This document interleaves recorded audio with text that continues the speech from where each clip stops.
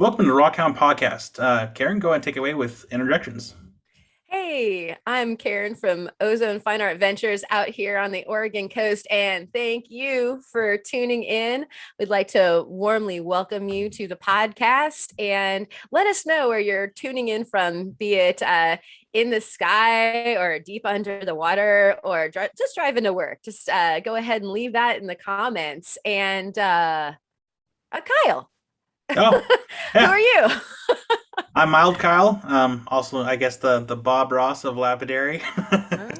World of Ah. Rockhounds, also here in Oregon. It's been a really lovely day for chores. But we do have a returning, a special return. A surprise? Kurt's back. Woo! Welcome back, Kurt. Yeah. Hey guys, my name's Kurt with Rock.Hounding.Adventures from Western Colorado, and I'm glad to be back here on the podcast. Yeah, welcome back. We missed you, buddy. So happy to have you back. Yes, I'm happy to be here. Just miss Theo. Yeah. Well, wait. So we haven't seen you two in the same place for quite some time now. Like, what's going on here? See shape shifting. Yes. Hello, this is Theo. No, this is Kurt Westerman, formerly Theo, the artist known as Theo. How does that go? Anyways. I don't know. Yeah, Theo will be back on once he gets done with his Ren Fair and show. Yeah, a lot to do. I know that rock shows can be, or just shows in general can take up a lot of time, a lot of resources, and so it's madness to put it in his words. Yes, reading his messages. Yes, madness. But Theo did allow us to substitute a picture for show and tell for his place when we get down to that part. So little teaser for later. Yeah, show and tell from Theo, and it's good. So yeah, stick around. It's cool. Yeah. So Karen, who are our shout-outs this week from last week? All right. So first of all, thank you, BJ of Gravel Bar Hopper, for coming onto the show. Again, that was super awesome. And he's trying to make sure not to monopolize the rivers. So you got to see his recent TikTok. If you haven't already, go check that out when you're done with the podcast. So we had a couple of viewer suggestions. Actually, Bob suggested from our conversation about sinking to the bottom of a river or not with your goods, if you're collecting while on a boat or an SUP, or gills, if that's the way that you river try to find things. And so he was suggesting an 18-wheeler inner tube and a cooler for storing rocks while drifting the river. And thank you, Bob, for that special suggestion. Have you ever had a problem with that, Kurt? I haven't really. I haven't. When I was back in Texas, I did used to go like float the river on my kayak and go out rock hounding, but I've never had any issues with sinking or losing any of my treasure that I picked up. But one thing that like I've thought about is just getting one of those bottom, is it like those inner tubes at the bottom, and just hook that up to your tube or your kayak or raft. Or I think that would work fine. I've done it before. I don't know. Yeah. Okay. Cool. Yeah, that sounds good, and maybe better than stealing an inner tube off of an 18-wheeler. So. Yes. But thank you, Bob, nonetheless. Another viewer suggestion, Claude suggested a word of wisdom. It's hard times for everybody right now, and some people are going downhill emotionally. So he suggested texting, "Are you okay?" Like the letters, "Are you okay?" to friends and family. Thank you, Claude, for thinking that. It's true, Yeah. Totally. With all of us meeting this way, like on Zoom and that sort of thing, there's definitely something lost from being able to hang out with people in person. So I thought that was a really nice suggestion. So thank you, Claude. And then very many shouts out from viewers to do the Bob Ross Kyle. So do it. Yeah, I think I need to go to the Halloween store and get myself a little like Fro? I just watched the documentary, and he didn't really want to call it a fro or a perm. He called it getting his springs tightened. Oh, it's a firm. No, yeah. His springs were mighty tight. So. My thought though is like if I get like the bell bottom jeans and like the button up shirt, I worry it might end up looking like Bob from that '70s show and not actually Bob Ross. It's a double win. Either way. We can have the guessing game, but yeah, I think that a Halloween show is in order. And actually, Jared threw down the gauntlet and said that he's got like this unbeatable costume. Ooh, Oh, it is. I know. Maybe it's, Everybody knows what it is. assault? I don't know what it is. I don't know what it is. Can you imagine if you use a piece of basalt? That would be so awesome. I'm dying to see. So I think that we might have to have like some kind of like a multi extravaganza for Halloween. We've got some time to plan for it, but he said he'd love to be on. So that'd be fun if we get several people in on that. That'd be cool. Yeah, let's fill up the the little picture. Like we'll Multiple do the Brady squares. Bunch. Yeah. There you go. Brady Bunch style. Okay, on with it. Jesse from Rookie Rock Hounding was barbecuing and watching and loving it. Michelle always checking in from Ontario, Canada. Michael hanging out in between Olympia and Centralia, Washington State. Mary Beth and Julie digging the podcast as always. Dustin finds rock is always rocking the comments from Missouri and bringing the knowledge about the geology there during the show with BJ. Like he knows the ages of the geology and everything. So we were talking about needing to get you on here, buddy, so that you can tell us more. Maybe with BJ, that would be super cool. Yeah, that'd be cool. Yeah, really cool. Yeah, and so thank you, Dustin, for bringing the knowledge.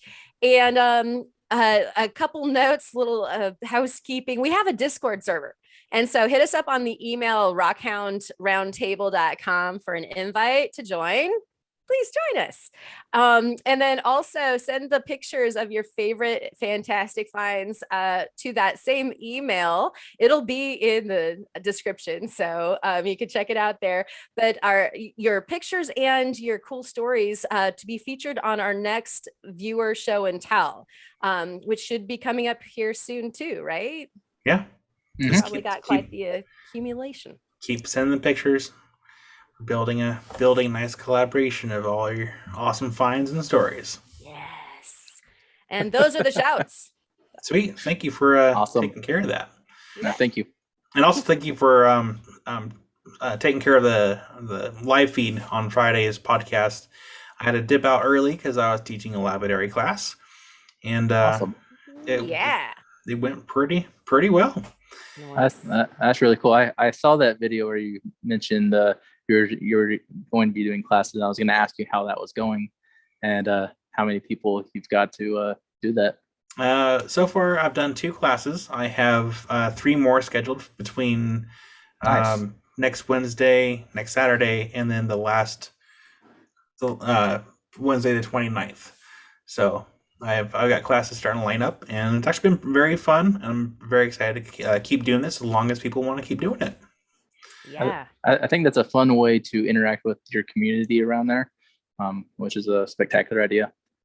Yeah, and I'm glad to do it. I mean, I have so much material in the backyard that is more material that I'm ever gonna need to go through in my lifetime, or 3 lifetimes.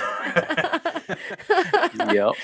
That sounds like some kind of like several step program. Like first I acknowledge that I have too many rocks, and then I have too many rocks. Like I'm not denying it. Like I have a problem. It's one of those things. Pal. I have a rock problem. It's one of those things. Like I don't need more rocks, but I'll go on Craigslist. I'll type in lapidary in like the for sale section and see what pops up. Sometimes I'll check Facebook too, but a lot of times it wants to take me to like a lapidary Facebook group, and I've been trying to avoid like joining a lot of groups. It's a problem. I had a friend send me a picture of a garage sale, and this person it was like a Facebook advertising for like a cross hole they're gonna be moving. They had like Obsidian and other rocks in there. I'm like, oh man, zoom in on my empty wallet. In my tight budget right now. Otherwise, I probably would have been like, hey, how much do you want for the rocks? Because like I need more. I'm still not done sorting all the other stuff I got from my last trip. Like I still have to sort all that and put them in the respective piles. I mean, the piles are like 3 feet deep at this point. Wow. That's crazy. Well, you better get to it. I'm working on it. Yeah, the seasons are changing, and so like the coast is supposed to get our first real storm this weekend, and today no, it just today means the like chill's gonna wash off. But today was 75 degrees. You know, it was so beautiful. It was so hard to kind of like go on the run today on the beach and be in the sun and work outside knowing that it's probably the last day for a while. So, but yeah, you're right. Storms are going to come and mess the beach up. Yay. Yep. That part I will look forward to. Like, Karen, what are you doing today? Yeah, right. Yeah, or I'll be doing like, dude, I'm on the beach right now. You need to come. Be there in 45 minutes. Right. But I wish I lived in Oregon. We do too, actually. Kurt, you're welcome to the state anytime to move permanently. Sounds like an amazing state. Has a lot of beautiful nature scenes and beautiful rocks. Yeah, if you move to Corvallis, you'd be like 45 minutes from the beach to Newport, and you can always work with me in the shop. You can always use some help. And that'd be fun. On the Converse, so you've got the short trip over to the beach over the Coast Range, and then you only have the Cascades, and you're at Hampton Butte and Glass Butte, and you dive down maybe another hour or two, you're at like the Sunstones and Plush, little bit Sounds farther amazing. and you can get to the Opals in the Virgin Valley. I'm just being a temptress. Yeah, I'm sorry. I know. Making me jealous. No, just an invitation. I know. I appreciate it. Just if you do move, just careful where you do move, because rents are expensive in certain parts of the state. They're expensive everywhere, but yeah, totally. I was going through my rocks the other day, just boxing them up, getting them organized, and it's like, man, I have too many rocks, but not as much as Kyle. Well, that is one thing that is prohibitive about moving. Every now and again, Steve and I get all dreamy about like, oh, what happens if we like move farther east, to be closer to, the Steens and some of the things that are also interesting as far as our geology goes. And like, then the reality hits me like, an ice block, like, yeah, I don't even care about packing the whole entire house at this my rocks that I would have a problem with. Exactly. It's a whole U-Haul or whatever, just in exactly. itself. So heavy. That's crossed my mind before too, and I don't want to go through the process of gathering 5-gallon buckets again. That was a chore. Right, and like low riding in your truck, like yes. You see the bottom go down like the hydraulics. I feel bad. I'm sure if my truck could talk, it'd be like, no more, dude. Like, you're cut off. Like, no. You can hire someone else to use their truck to haul all your rocks around. That's great. I think worst case scenario, if we ever have to move, I would rather I'll pay for all the buckets. Like, I'll probably just maybe go to Home Depot and just like get a credit card and pay for like all brand new buckets.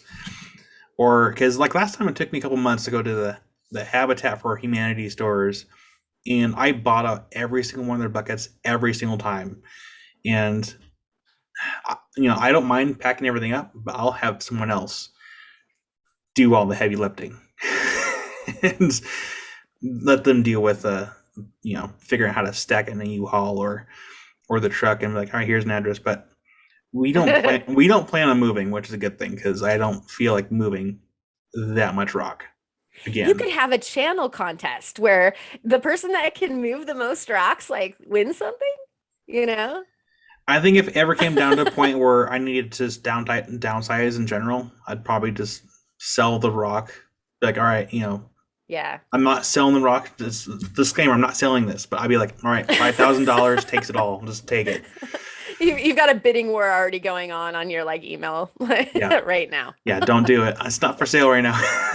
Stop. But yeah, no, that's like worst case scenario. If I ever got to the point in age where I'm not doing it anymore, I'd just put like a flat price on the whole whatever is left, which I'm sure there's going to be still a lot left.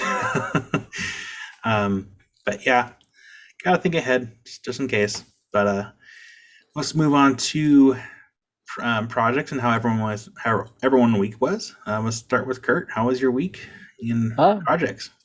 My week has been great. I've gotten out on a couple of hikes, which has been really nice, and kind of been doing some exploring in some new territory around the state, which has been exciting. And hopefully, I haven't really been putting on very many rock hounding videos out. I've been more focusing on lapidary. I've been a little bit more into the lapidary field a little bit more, and polishing and so forth. So that's pretty much what I've been up to. And what was the other question? Oh, just projects and future projects. Future projects, yes. And then future projects, I will be having some rock hounding videos come out again very soon, which I'm looking forward to. So in the lapidary field, I've just been kind of polishing rocks and making cabochons and so forth. So. And have you been doing stuff with the cabochons that you've been making? Oh yes, I almost forgot. Yeah, I've been wrapping them in copper wire. I'm trying to get better so then I can move up to like silver wire and so forth. But right now I'm just sticking with copper until I can get better at it and so forth. And I'm gonna actually be I've been working on putting together like an Etsy store, so that way I can put up my copper wraps up on the Etsy store so people can get some if they'd like to. That's kind of what I've been working on a lot. So nice. That's awesome. Yeah. That is one thing I like about doing lapidary videos compared to rock hounding videos. Mm-hmm. I know people love the adventure videos and they actually get more views than anything else. Mm-hmm. But the lapidary views or the lapidary videos are cheaper to do because you're in your shop. You're not having to spend gas to get out there, and you can create beautiful things, and you can still teach people how. You can still have a very educational video. Mm-hmm. So for those watching, like there's a lot of thought that goes into making videos, and well, like today I was watching your video on your agate cabochon that you were making just previously. It turned out beautiful, and like your pencil method where you outline the rock for the bevel. Yeah, I'm gonna try that out. I never thought about that, but it looked like it worked really well, and I'm curious about trying it out. Oh, it helps. I'm really sure. So it helps quite a bit. And then I don't know if you watched any of the other videos where if you're trying to, I'm trying to think here. Let's see if you're doing like a knife handle and you're trying to get an exact sand on the material. Mm-hmm. A lot of times I'll take a mechanical pencil and a file, and I'll file the lead down so you get a nice sharp point. Mm-hmm. So you can actually kind of trace where you need to get rid of all the excess and you get a more precise. I'll probably do a short video on that. That's excellent. And folks, if you're wondering what they're talking about, you need to go check out Kyle's video, World of Rockhounds. And then we also have a new segment coming up tonight, a little bit later, that is on some tips and tricks, so that we'll be covering. Well timed there, sir. Yeah. Cheers. Not that was any sort of a reveal. No. So is that the projects and your week pretty much, Kurt? Pretty much, yeah. It's been a process because trying to, like Kyle said, making videos while doing lapidary, there's a lot you're putting into it, as you know as well. Like I was watching your video of those little blue agates you were making. Woohoo. Like they turned out so beautiful, and seeing like the finished product was even better. So. And I have the finished Lear project actually to do my show and tell this evening. Nobody's seen the finished one of the finished rings yet until you guys do tonight. Can't wait. So, Nice. yeah. So that's another thing. Yeah, and so that wraps up your week. We had a splendiferous week, like I said, like pretty much the last week of sun that we're supposed to have for a bit. I mean, that's like an empty promise because the coast is very come and go. Like you get your fog and then you have sun and then you have rain and maybe even a squall all in one day. So we'll get more, but you know, it's been a real summer lately.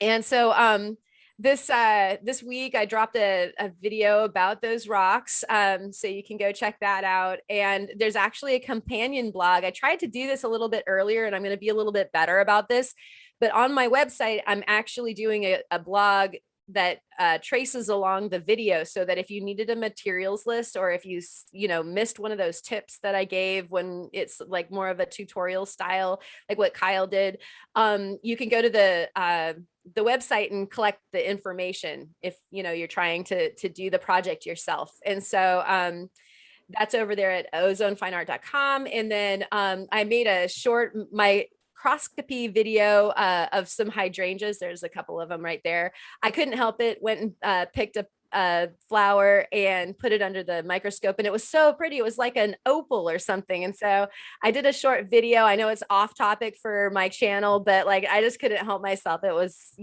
pretty, like a really, really pretty rock. So you can check that out. That was fun.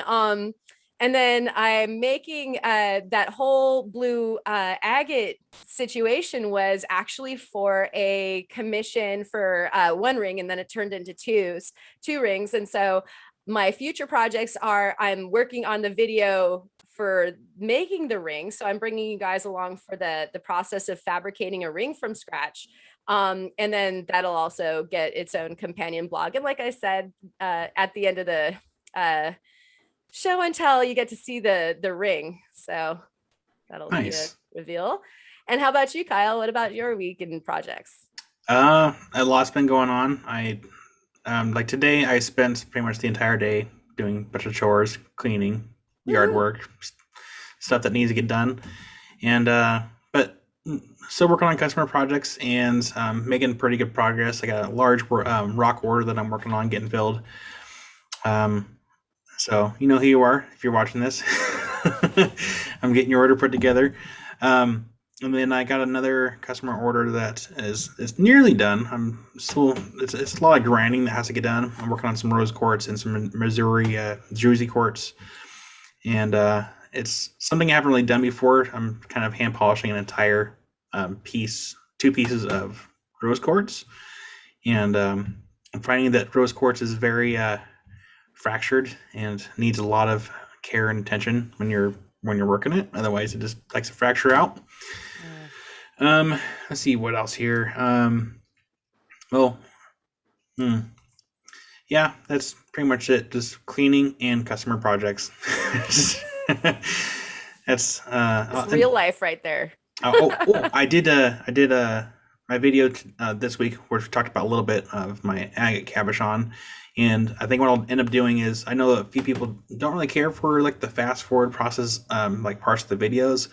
So I think what I'm going to do with my last video, I still have the file on hand, so I can undo the fast forward process, and then I'll make an unlisted video, put that link in the description of that video for people that want to watch the extended one, so they can kind of see the motions that I'm using on the wheels.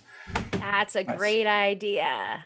Yeah. Mm-hmm. The only reason that I add like the fast forward, it just kind of helps save time, just because those videos can be a fair amount, a little bit longer. But luckily, that moss agate is pretty soft material, and it does actually grind in the sand pretty quick. So I think that video like 12 minutes, so it might be closer to 20 or 30. I think if I unfast forward those time time parts. Wow. That sounds goes nice. fast. Yeah. That goes fast for you. Like I think on the high tech, and maybe Kurt, you can chime in on this as far as how long a stone goes for you. But I would say each stone at the very least takes an hour Yes. for me. Yeah. Yeah. Every time I'm videoing doing a stone on the flat lap, if I don't do any fast forward or anything, it'll probably be easily 45 minutes to an hour.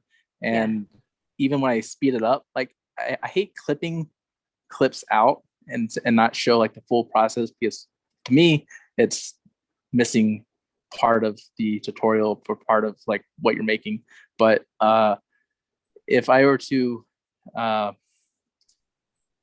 like whenever I use the fast forward 4 times fast forward or whatever speed you want to do it, most of my videos are between 15 to 25 minutes long, and I try to keep it maximum 20 minutes, because I just feel like 20 minutes is too long of a time to watch a tutorial on how to polish a stone on a flat lap.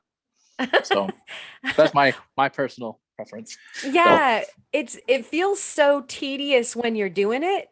I don't know, for me, like it's like when you're doing it live, you get all of this feedback, like you're getting to see the reveal of the interior of the stone as it's going from cloudy to this more clarity, and like, oh, there's more in here than I thought, and like all that fun reveal and everything. But I had quit the lapidary game a long time ago. Like in the beginning, I thought it was just the most boring part of jewelry process, and so I quit.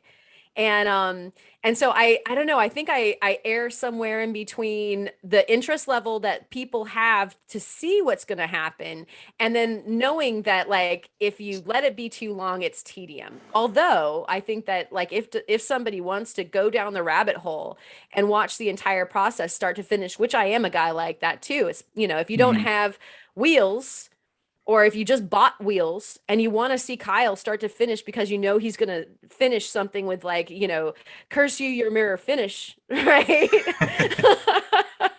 Then you do want to see the whole video. And so I think having those two options, because like I cut my stuff all the time, just, like something that would be almost an hour-long video does end up 12 minutes, because you don't want to see it, folks.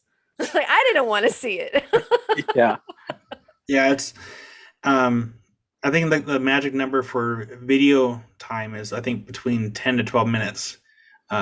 If you're doing like a tutorial video, I think anything longer than that, you can have the potential of kind of losing some viewership, because people are either skipping through to certain parts, and that's why I do either fast forwards, or I do fast forward or if I do a normal speed, I'll do it like maybe 6 to 10 seconds of what I'm doing, and then go on to the next step. That way I'm not losing people's interest, just because the sanding process does take time. At some point, I will actually invest in a little time clock and put it next to where I'm working, so you can kind of see how long I'm spending on that Good step. idea. Yeah. Genius.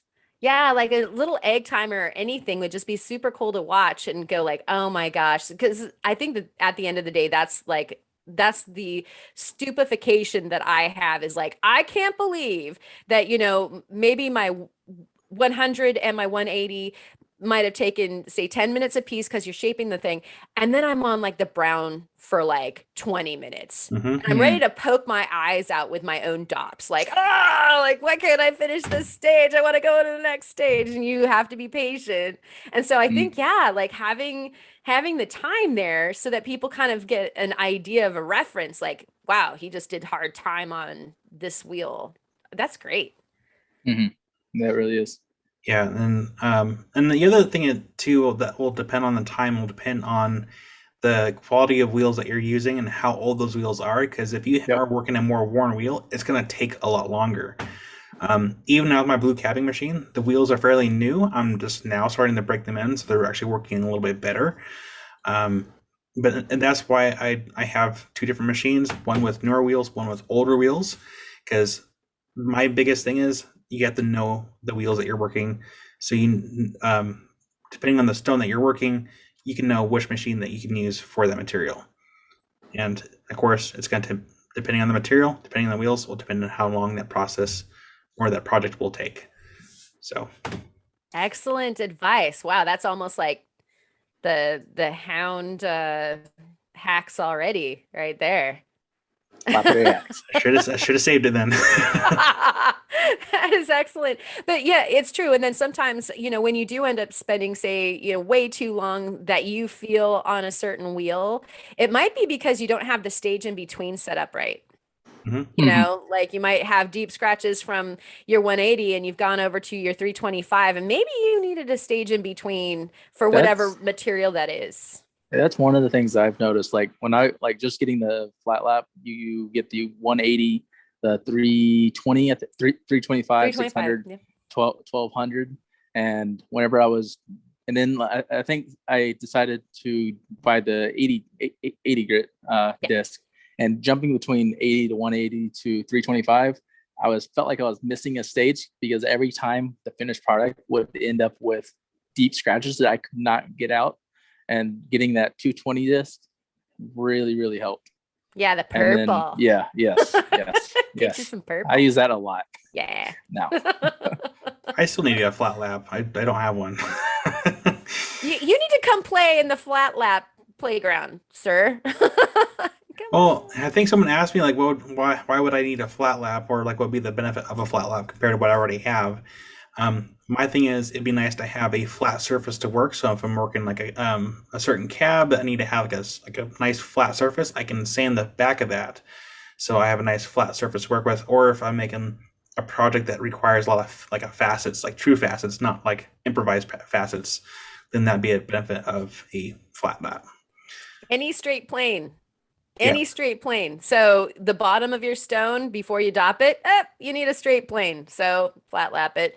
So a lot of people who only make curved cabochons, like, the Opal guys and stuff like that, they have a flat lap though, so that they can do the bottom. And then if you want to like, I want to make a diamond, or I'm going to make a square or something Flat like that. lap. Flat lap.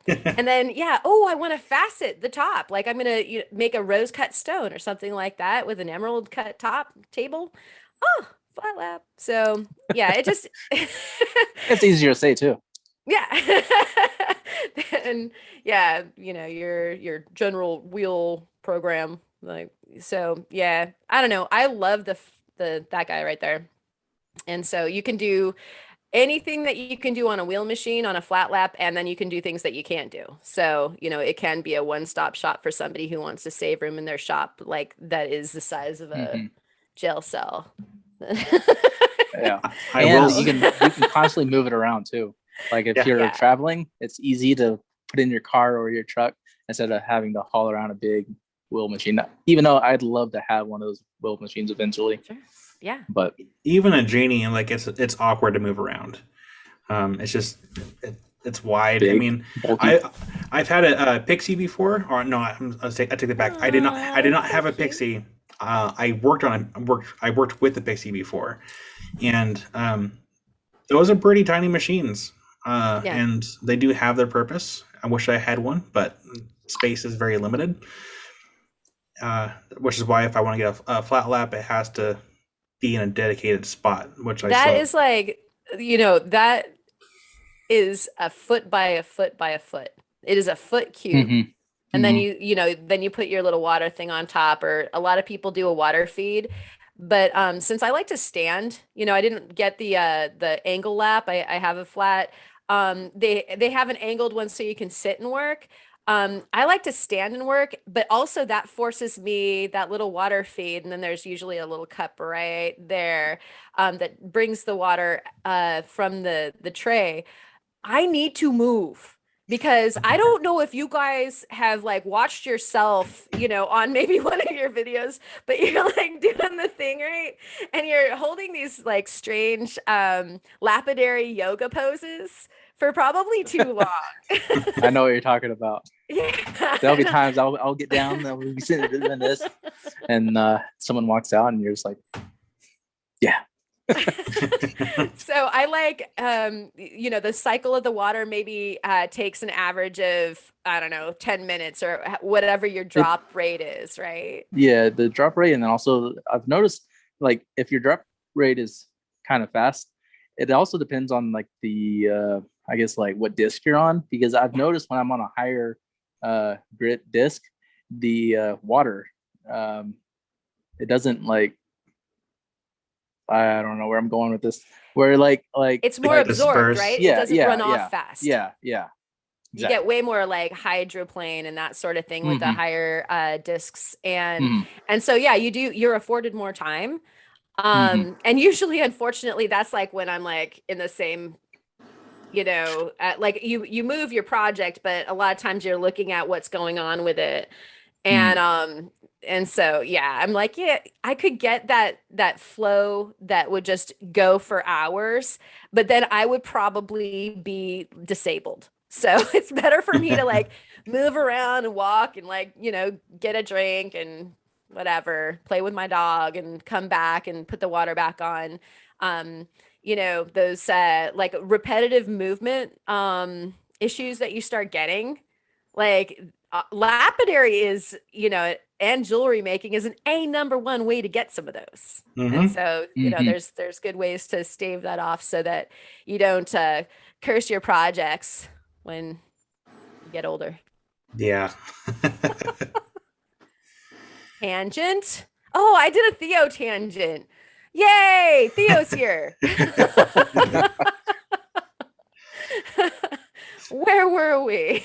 I'm sure Theo somewhere's like, huh.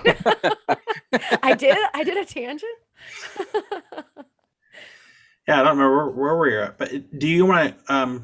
Should we go ahead and try the new segment? Shall we open up the new segment box? Yes. Yeah. Okay. Do you want me to go first or Kurt? Do you want to go first? It doesn't matter. One of the one I was gonna do was the one that Kyle is doing, but I'll do so like if you are I've gotten this question a lot. If you have a geode and you want to crack it, but you don't want it to like explode into a million pieces, you can put it into a sock and then crack it with a hammer. So that way, when it cracks, you don't lose any of the pieces. You just dump them out. I mean, that's a good, easy way to crack a geode and not lose any of the pieces. And another one that I've done a lot in Texas, whenever I was like arrowhead hunting or hunting for agates and so forth, I would go to like a lake, like a public lake where you're allowed to hunt those things, and I'd go there like early in the morning or like right at sunset when the waves kind of cut out and it becomes extremely calm like glass, and walk in like a foot of water and use a flashlight I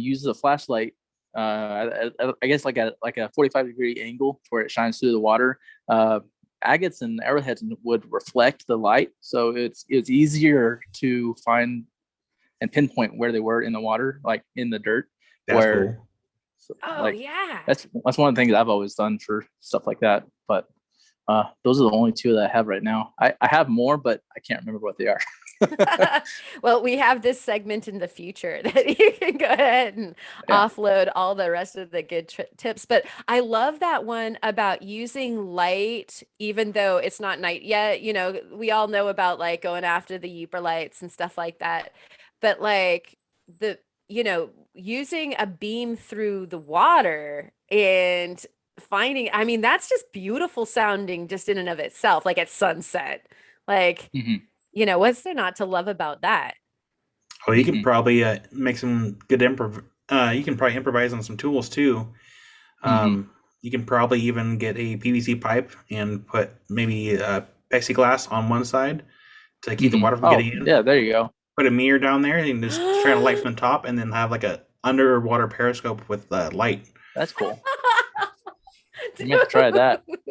Right. What was this segment called again?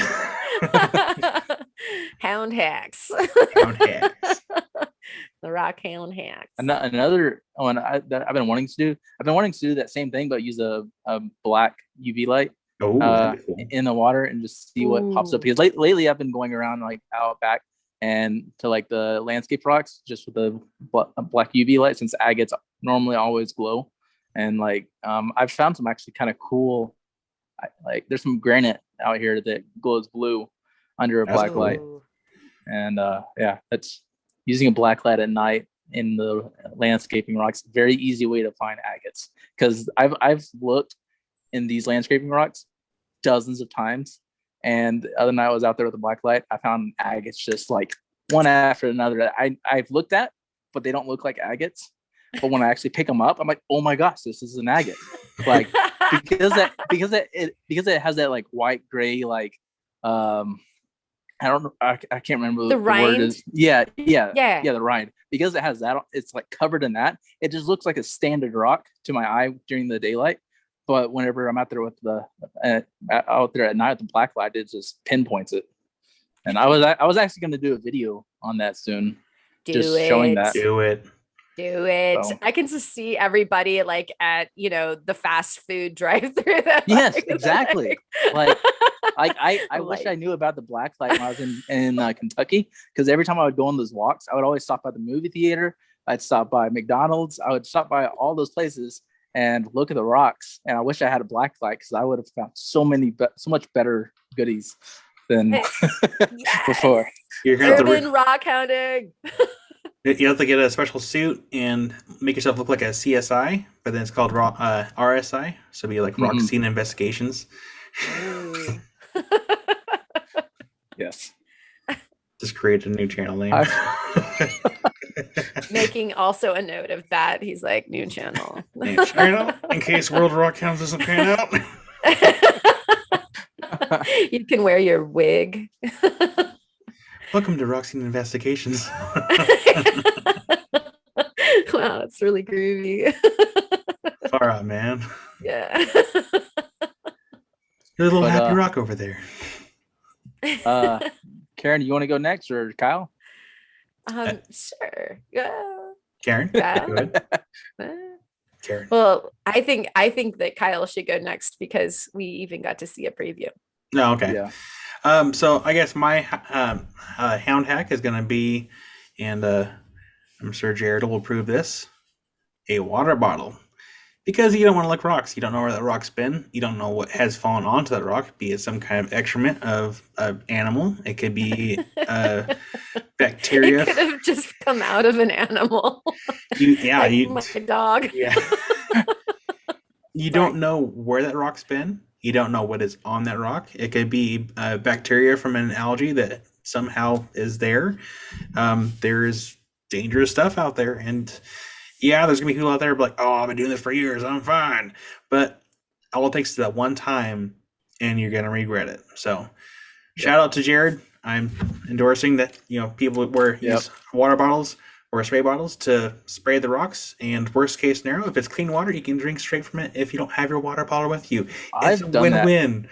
I've done that many times. Like when you're out and it's really hot and you run out of water, and it's like, ooh, squirt bottle water. It's not gonna taste great, but it's clean. No, or you spritz yourself also. Yes. Rocks, spritz. Yeah, that's definitely 100-degree weather. Just all right, good to go. It's evap cooler. It's a 3 for 1.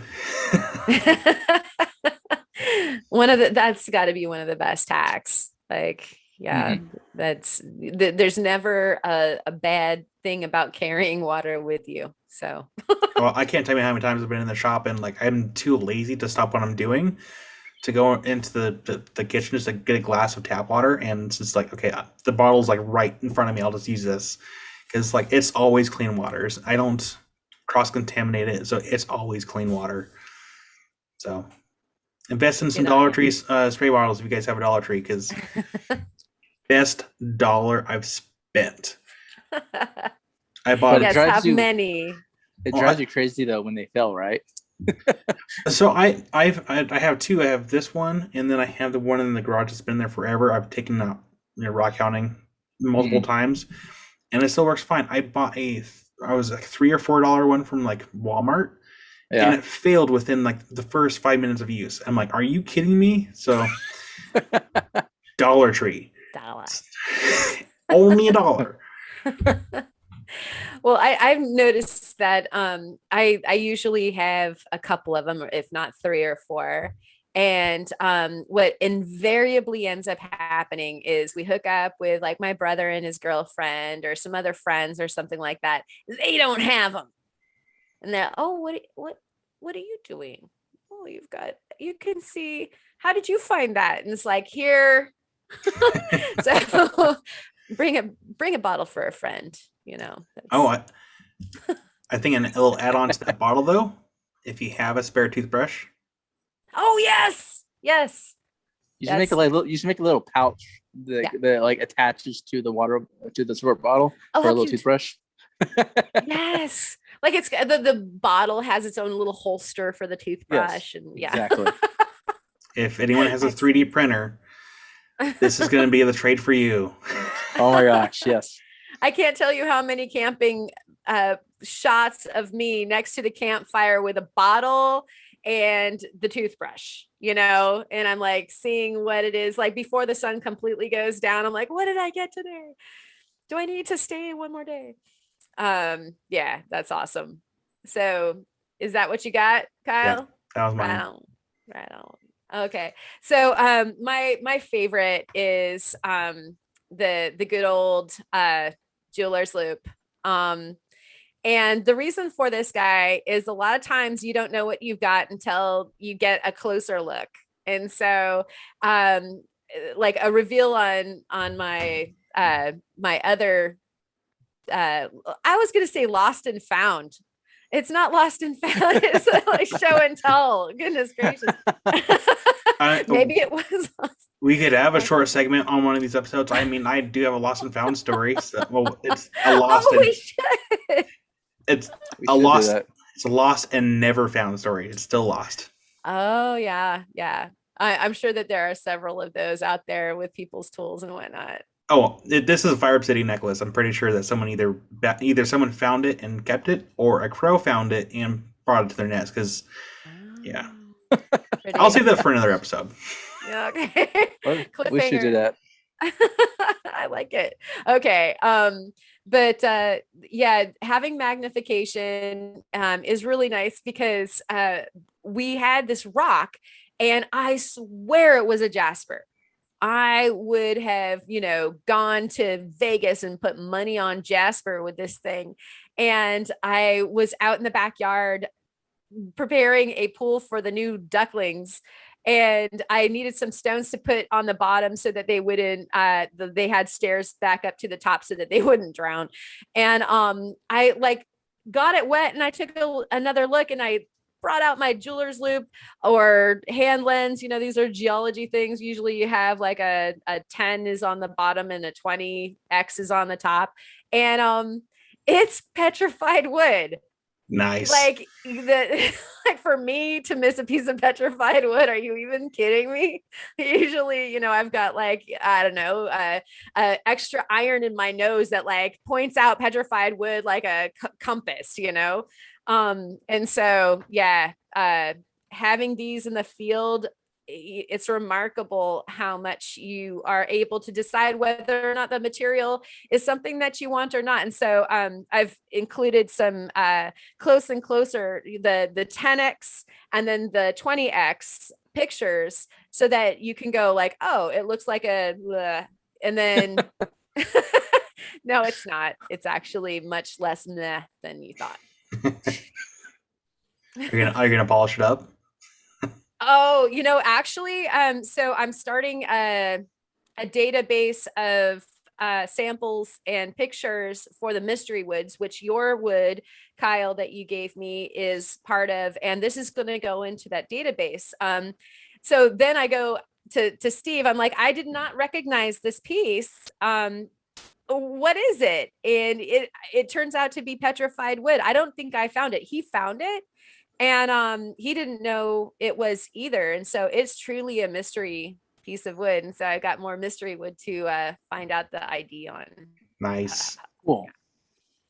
Send some pictures. Yes. Oh yeah. You guys are gonna be so sick of petrified wood when I start finding out things. Nonsense. I have a really nice piece of petrified wood out in the pile right now, and I wish video would do it justice. I don't know what kind of wood it is, but it's very golden, and it almost has an iridescent look to it with how the rings are formed. Kind of chatoyant. Yeah. Yeah.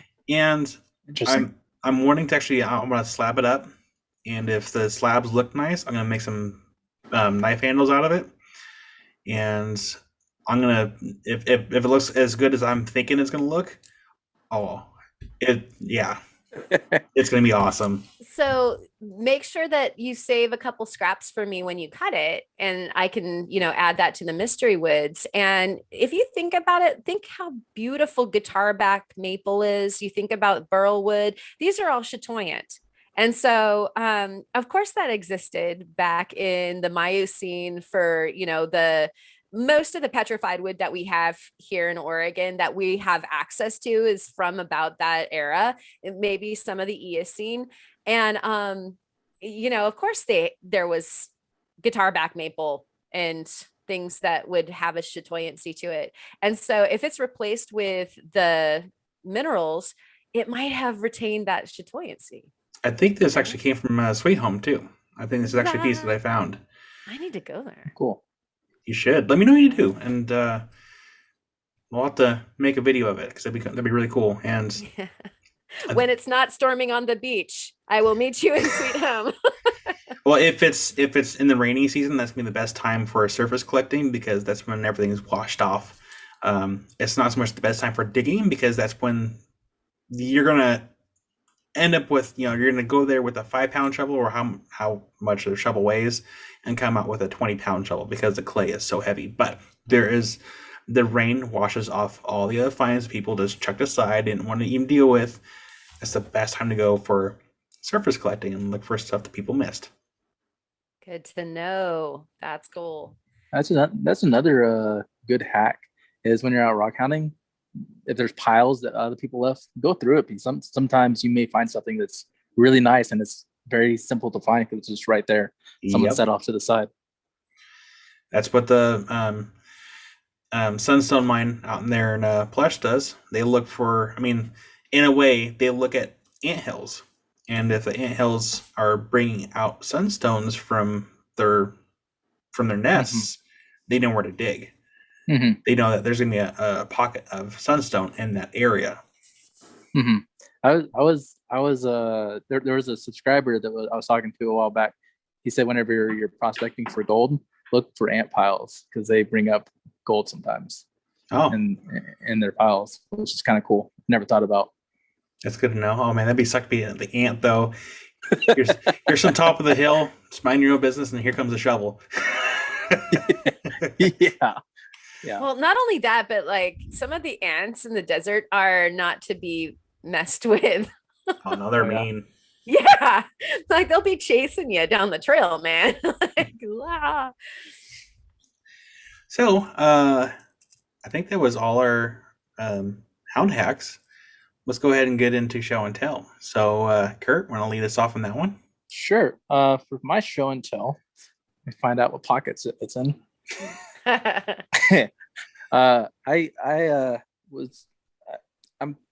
I'm finished with it. I may do a polishing stage, but it is a piece of Kentucky agate from the Kentucky Rockhound.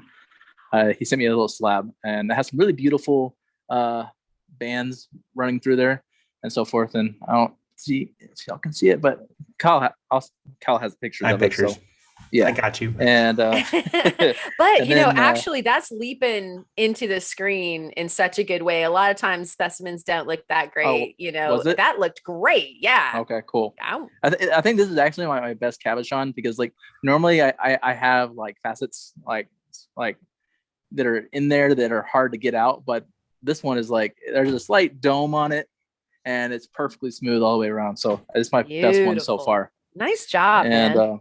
Thank you. And then the other pieces are just some pieces of wrapped. Yay. This is a lagoon lace agate that I wrapped in copper, and beautiful. The back of it, I think it's well done on front and back, so where there's not really a back. That's both sides. It's front. Same thing with like this is dragon blood. I bought this stone, but I wrapped it, and then great design. This one was pigeon blood agate. From Utah that I found, and it's not focusing, but that's very pretty. No, it disappeared. No. Hold on, there we go. And there's a back of it. So these will be. I'm gonna list these on my Etsy store whenever I get. I'm working on that right now. I should have it up later tonight. So yeah, that'll be Beautiful. I can't wait to get all the stones that I've wrapped over the last couple months, which is like a couple dozen. So let us know so we can put a link in the it's been description. fun. Yeah, and for I meant to say this earlier, the when you were asking about future projects, I'm actually the honeycomb calcite cabochon that I made a week or two ago. Great video. I'm gonna wrap that one for I think this Monday's post, but I'm gonna try and like wrap like a sun, like a copper sun, like on the face of it. So I've never done it before, so it's gonna be kind of tricky video to make, but it'll be fun. You can do it. Yeah, we have faith in you.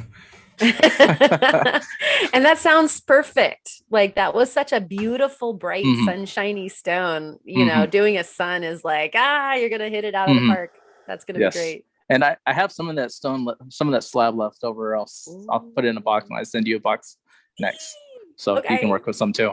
Yay. Kurt, if you ever come to Oregon, even if you're visiting, let me know, because that way you can kind of peruse in the pile out back and. Okay. Cool. Oh, you get to shop the pile. That'll be fun. Yeah. So, what about y'all, Kyle or Karen? All right. I have two quick ones. As promised, I know that Kyle will put up a picture, but this is the ring from one of the cabochons that you guys saw in the show and tell in the video. And I like to do them. You can see the light shining through actually from the backside. I like to make most of my work backless. And I know that, you know, if somebody's wearing this, it's not like the fact that it's backless is going to make that much of a difference, but it's just because it's fun to spy on the stone. It's so much fun to see through it and see it. This one has like all these little botryoidal, just grapey clusters of I don't know, concentric, what you would expect to see from the inside of something botryoidal. And so I couldn't not have it be something that somebody could admire all the way through the stone. And so anyways, that's that. And then here's that hunk-a-lunk of like, this is Jasper. Nice. Come on. It's just a piece of Jasper. Look at how worn it is. I'm not used to finding petrified wood that is this worn, although I'm sure that if Theo was here, he'd be like, oh, it's like every single piece of petrified wood that I have. And you probably, Kurt, also, because you hunt the rivers a lot. Yeah. Yeah, this is what petrified wood looks like. Yeah. But like most of the ones here, like I haven't really found petrified wood, more like agatized wood, but it's normally like in the rivers, it's normally black. So it's like everything, all the agatized wood that I've ever found in the Colorado River is black. And I know it's agate just because you can tell the difference between like agate and sandstone, or like it has that silica, like calciny look to it. So and then you can only see the wood grain to it. Right. And yet like this is the first thing that caught my eye was like that, you know, hey, wait a second, that's like really the way that it's fracturing is just so on a cellular blocky level, right? Is that a partial round or is it a full round? I think it's a partial. And the reason why, I can't remember if the picture that I sent you is going to have this information in it or not, but, literally, actually, I think this side is, nope. Yeah. Can't see either side. Like each of the growth lines goes, this is huge. And that's also why I didn't identify it at first as petrified wood. Like it might only have 4 or 5 seasons on this piece. Wow. So that was a big tree. That's crazy. Huge. Yeah. So that's crazy. That starts actually to, you know, in the identification, it's making me tired. Just to wait. Yeah. Let me get some exercise. in the identification game, you can like just chuck a bunch of potential trees right out from the get-go, because those are so big that we're into the realm of like metasequoia and some of the really, really big trees that existed back then. And you'll see in the magnified pictures that I shared for the jeweler's loop or the Hanlons, you can see the cellular structure. And that's what I thought was really cool, is like even just with a hand lens. And I took a picture. Oh, here's the other hack. I spaced it. So I'm going to go ahead and collect that now. With your phone, you can take your hand lens. And if your phone doesn't have a great magnification on it, you can go ahead and center the lens of the phone onto the lens of the jeweler's loop or hand lens and take a picture. And that's the pictures that I shared for the hack. I forgot the best part. I have a hard. I've done that before, and I have a hard time because my phone wants to, if it senses something is too close to the lens, it like focuses. It wants to shift the lenses because I have. Gotcha. I have like 3 cameras on there, so like if it senses. Yeah, I think I have the same phone as you. Then. Yeah, I don't. So I have one lens. Lucky, because like lucky. Because you'll be like zoomed in, and all of a sudden like it'll shift. Like it's like, oh, okay, there's something in front of me. I want to get over here, and it did that on the 20. But then you just you shift it over, and then you wait. You go in and out until you get the thing. I forgot phones had more lenses than one. Sorry. That's the whole reason why I bought the phone, was hacks. So that way I can get like wide shot pictures and stuff like that. Yeah. Yeah. Anything else for your show and tell? That was plenty. Okay. So here we're gonna actually add in Theo's show and tell. So a while back I sent him some Obsidian, and he's been flint napping like nobody's business. So here we have a picture of a flint napped knife with a handle. So it's amazing. Yeah, it's so crazy. pretty. Yeah, that's so what you'd beautiful. say, right? Yep. So, yeah. Oh, so pretty. Yeah. So pretty. Good job, Theo. Yeah, we love it. No, seriously, that is incredible craftsmanship. It's like I've tried napping before, and I have never been able to get a piece to look like that. And you did a spectacular job. Yeah, good job. Yeah, I tried taking a nap today too. All right. I tried to. Obligatory dad joke. Yeah, I tried to nap today, but it just didn't pan out. So I was gonna have one show and tell, but I'll have just 2 quick show and tells. The first one is I polished a piece of Holly Blue. Oh, I forgot what day was that. Monday or Tuesday. I forgot what day it was. It was sometime earlier this week. So I polished a piece of Holly Blue, and it's funny we can find to do project boxes that have been tucked away for a long time.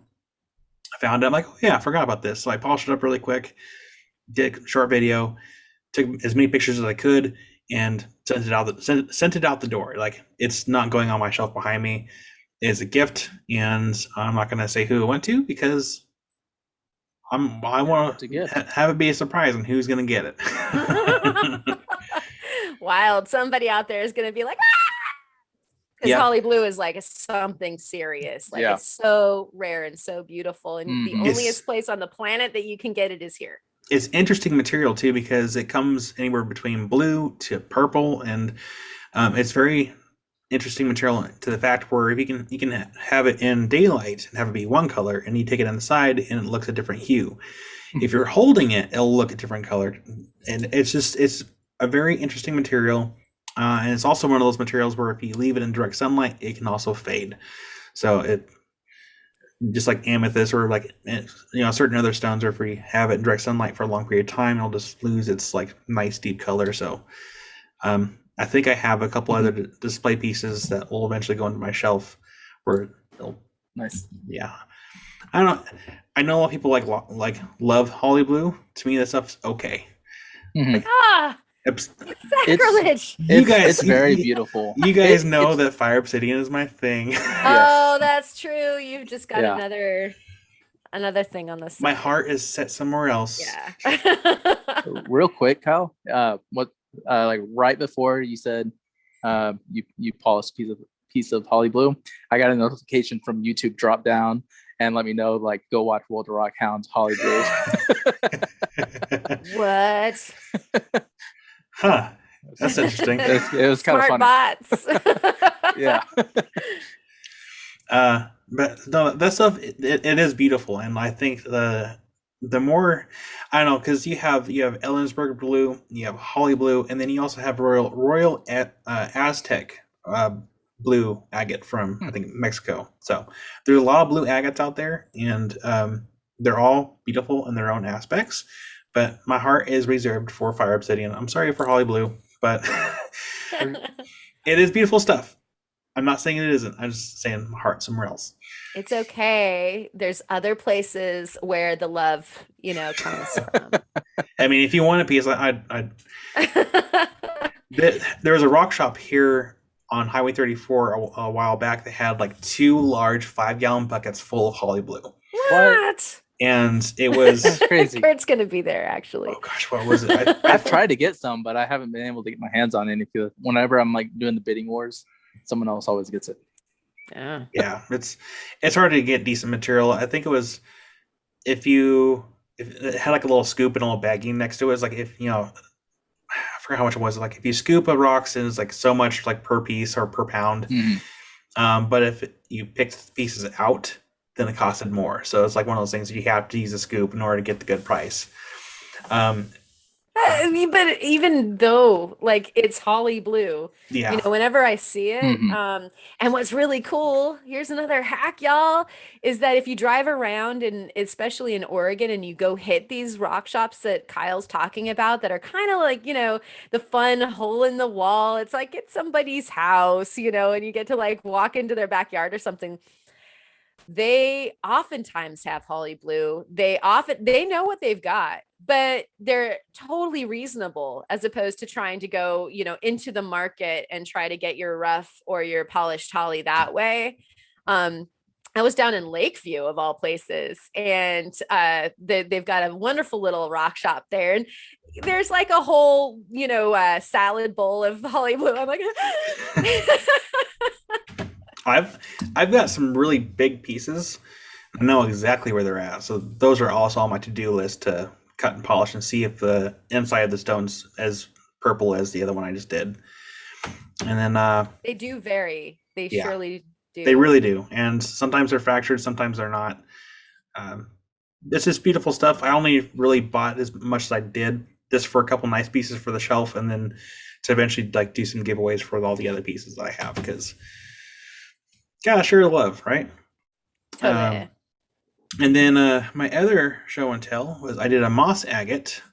Today's Thursday, so yeah, did a moss agate video for this week's video, and I did a little somewhat dedication to Bob Ross. If we don't have mistakes, we have happy accidents, and I created a beautiful stone out of this moss agate right here. And I don't have it with me, so that's why I have this picture. And that's a Maury piece, right? Yep, Maury Mountain.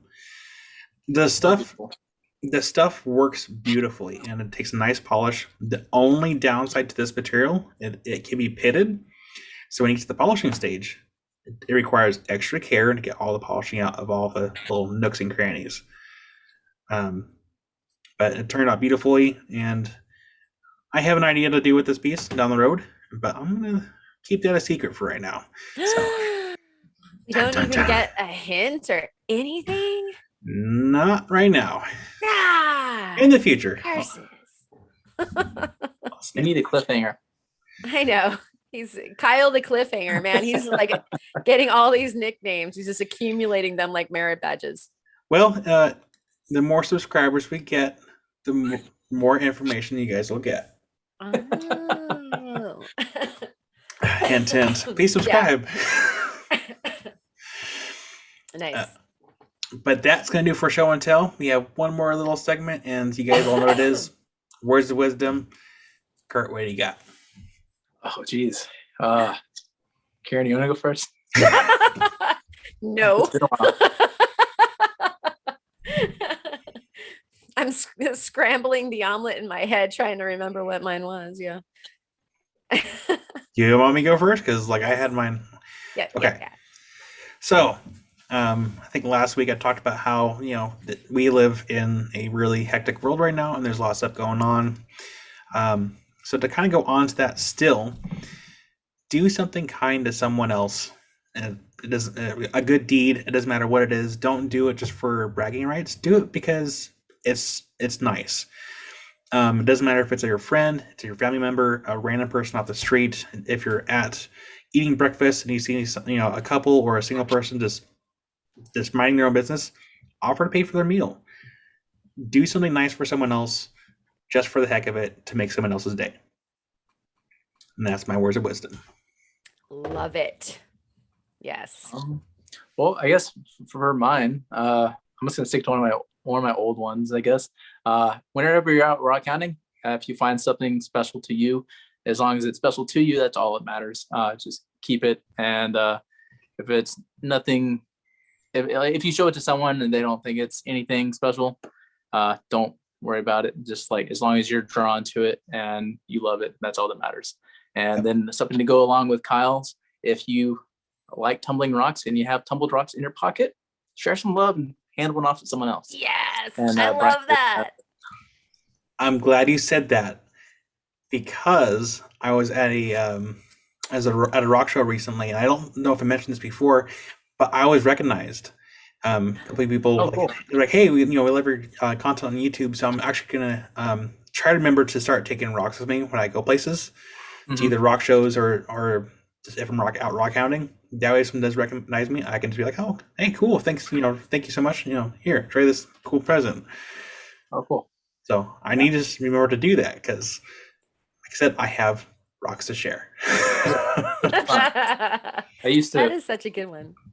I used to, when I was working as a custom framer out in Kentucky, I'd always keep a bucket of geodes underneath the counter, so that way if I'm framing and the customer has a kid, and I just want a geode. Nice. It always cheer up the geode. I mean, it would always cheer up the child, and they just sit there and look at it while you're able to finish up with your client. So, yeah. And that's how you get future rock hounds started. Exactly. Yes, seeds. Geodes or seeds. That's awesome. All right. Well, actually, I'm reminded now of what it was that I was thinking. I actually, in filming my ring video, I was working outside, as I said at the beginning of the podcast, and it's just so nice outside. Well, a lot of people think that you need to have a studio. And when I work at, yep. I think everybody here can like go ahead and do the nod on that one. You don't. It's nice to have places where you can put your stuff and, have all of your like jewelry chaos live and that sort of thing.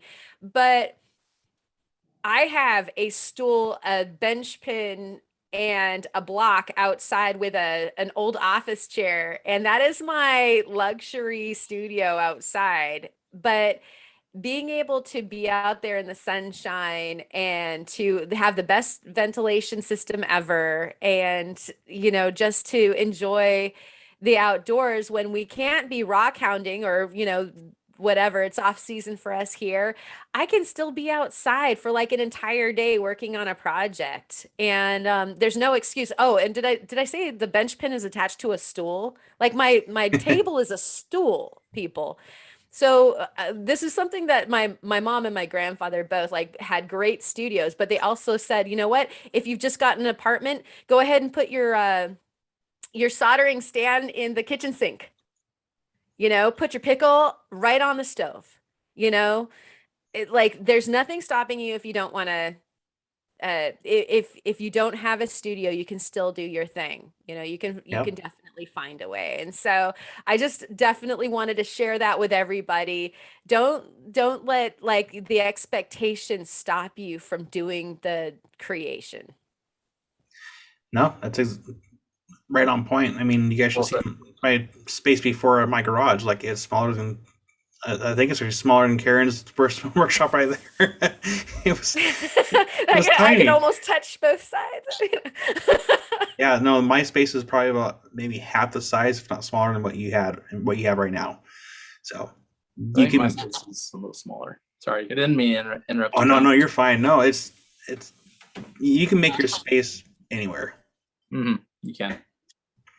Speaking of which, that is one project I wish that I had the funds to do. I always thought it'd be really cool to take like an old small school bus and convert it into a mobile lapidary station.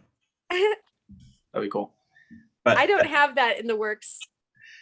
I don't have that. I do. Oh, sorry. Well, lucky. You're gonna have to give us a tour whenever you finish it. Oh, you know what? Yeah. We just put it into the shop to get a checkup. It's an E350 diesel, and so we're getting it all. Yeah, I think it. I should provide a picture at some point. Maybe I can scare one up. If not, you can go to it's in the title of my website. You can see it in the snow. We actually have a fireplace in there so that you can go. Oh my gosh, that's cool. Yeah, winter camping. But cool. it's just a school bus. Those are easy to get. And so Kyle, do it. I want to do it because I thought about doing that a long time ago. But okay, it'd be really cool to have my own mobile station. But if I'm offering classes, it'd be really cool if I charge a little bit more and be like, hey, rather than coming to my shop, I can always come to you for an additional fee. And so that'd be kind of really cool to be able to have that option to do that. But that also do it on site. Yeah. Either way. I mean, it would require me to buy more equipment to actually fill that vehicle while I still have my other stuff in my shop. That's why little things like this are nice. You could have your Fordham and a Genie or, a high-tech flat lap or something like that in their generator. And when I said on site, can you imagine being at Graveyard Point or at Hampton or whatever, and you're doing right there, Ooh. Yeah, who needs to go to bed when it gets dark? When it gets dark, you just turn on the generator and start working. Yeah, hopefully you're camping away from others. Yeah, no, you don't want to. Or you just offer classes hey, what cool material do you have to trade for a class? There you go. Or you're camping with others at the Sunstone mines. All the generators are going anyway. Yeah. And so, if you wanted to be faceting or polishing or doing whatever, you're joining everybody else who's doing that already. Yep. Yeah. So it's a good time. Yeah. Yep. Well, Karen, do you want to go ahead and take us out? Sure. So yeah. Mom just woke me up. Ochiko and I would like to thank you for making it all the way to the end of the podcast. And also to remind you that we have the Discord server. And so check us out there. You can get an invite on the Rockhound Roundtable at gmail.com. Also send your pictures of your awesome finds to that same email address to be part of the viewer show and tell. And thank you again, Kurt, for being back. Man, we missed you. Yeah. I missed you too. And so if you have any warm welcomes back or anything, leave it in the comments. And thank you so much for watching. Rock on. Oh. Is that what we say? Yeah, Kurt? Rock on. Yeah. Rock on. All right. See ya. See ya, everyone.